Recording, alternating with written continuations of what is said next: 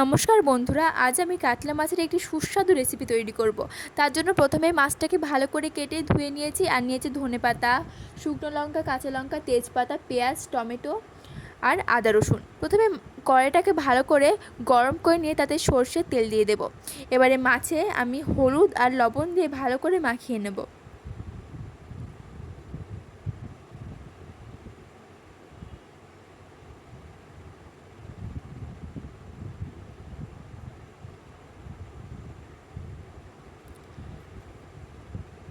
এবারে মাছগুলোকে একে একে তেলে দিয়ে দেব।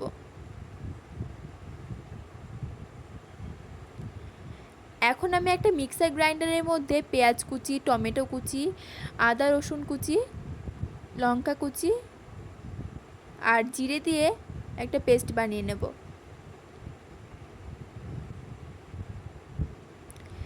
মাছ ভাজা হয়ে গেছে, এবারে মাছগুলোকে একটা পাত্রে তুলে নেব।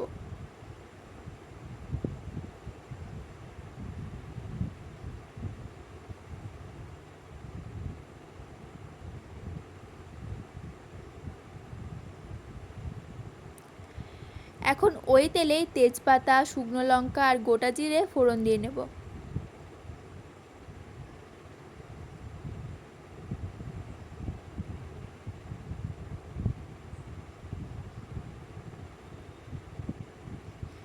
এখন আমি ওই পেস্টটা কড়াইয়ে দিয়ে দিলাম। এখন দিচ্ছি লবণ, হলুদ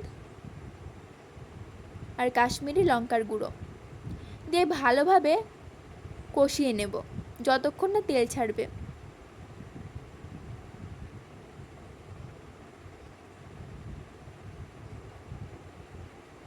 মশলা দিয়ে তেল ছেড়ে গেছে, এখন আমি এর মধ্যে সামান্য জল দিয়ে দেব।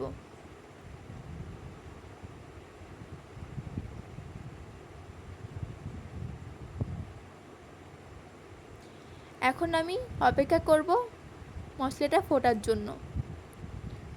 এবারে একে একে মাছগুলো সব দিয়ে দেব।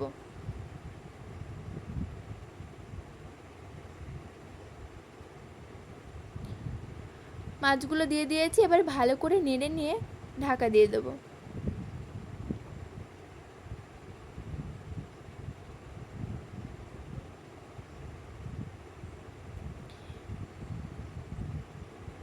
এখন ঢাকনাটা খুলে ভালো করে নাড়িয়ে নেব। নেওয়ার পরে তার মধ্যে কেটে রাখা ধনেপাতা কুচিগুলো দিয়ে দেব। ব্যাস তৈরি হয়ে গেল আমার দারুণ স্বাদের কাতলা মাছের তরকারি।